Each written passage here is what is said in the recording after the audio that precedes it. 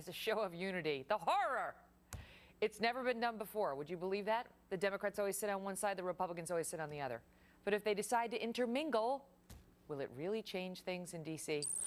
Governor Ed Rendell is the governor of Pennsylvania and the former chairman of the Democratic National Committee and my guest now. Governor, you know, it sounds sweet, like, okay, great, nice idea. What good will it do? Well, Megyn, it in and of itself isn't going to change things, although I think it's a good symbol for the country. When you've got the divided audience, and we have it in Harrisburg as well, it sort of lends itself to one side sitting there stony-faced and the other side cheering wildly, one side even hissing or making comments.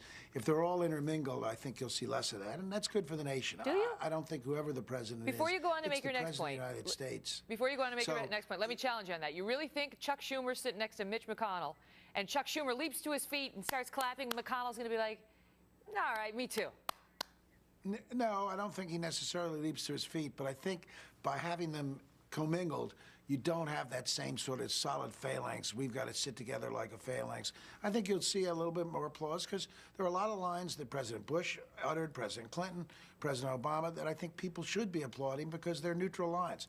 But look, your point is well taken. This is symbolic. It's a nice gesture. It's a step in the direction that I think we're going to as a country because of that horrible shooting in Tucson. I think we're moving in the right direction. The question is, can we sustain it next week when the Congress gets back to work? That's the thing, right? Because maybe I'm just cynical, right? Because, I mean, they could do it, and people, maybe they would believe that we have a more unified Congress, and maybe people will keep President Obama's remarks in mind as we go forward about raising the level of discourse and so on. But doesn't history suggest something else? Yes, you're right. You're absolutely right. Whenever there's a tragedy like this, whether it's a Columbine or Oklahoma City, we talk about that, and there's an era of good feeling for a while, and it tends to dissipate. The question is, have we learned something? Not just from the horrible incident that took place in Tucson, but from the horrible response from both sides in the immediate aftermath, finger-pointing, blame game, taking under, people's pointing the finger of blame at other people. If we've learned from that, and I think there was a revulsion, two things happened. One, people were shocked and horrified by the incident itself. But secondly, people were really ticked off about what happened in the aftermath. And I think both sides have to be very careful about going back to the same old, same old.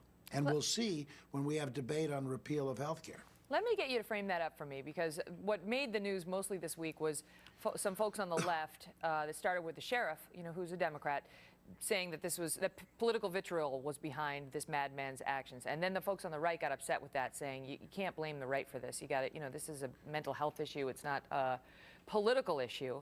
And then where did the right misstep?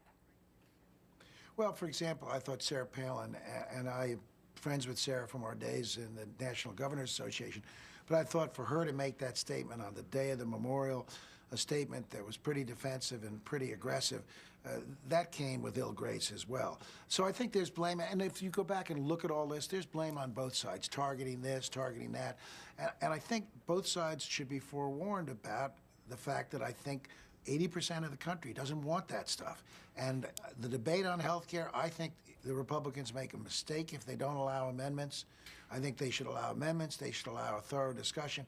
And frankly, if the Republicans were acting in the best interest of the country, we all know, Megyn, that there's no chance that, as long as President Obama's president, that the bill gets repealed. Yeah, it's not going to get repealed. First of all, there aren't the votes in the Senate. Yeah, there aren't the votes, and President Obama won't allow. But let me ask you this. Running a bill.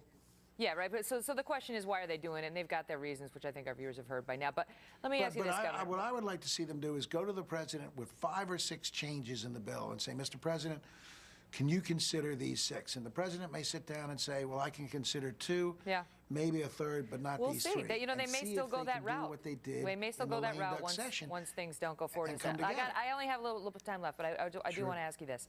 As they go forward in Washington, and some are pushing for this unity and so on, is there a chance that backfires? Let me just ask you a crazy question. Is there a chance some Americans actually want to see division and don't want to see a kumbaya moment and still feel fueled up from the last midterm election where they said some people were voicing their anger and felt that the results gave voice to it? Oh, you're absolutely right. I think there's 20–25% of the American population who wants to see that sort of hard-edged confrontation continue. But the vast majority of us, and I would peg it at 70–75%, want to see a more civil discourse and want to see more action together as one nation. And I believe that with all my heart. Well, we appreciate your civil discourse here today, sir. Thank you so much for being here, Thanks, Governor Ed Megan. Rendell. All the best. Well, we have been seeing some incredible and very scary and sad scenes coming out of Brazil. It is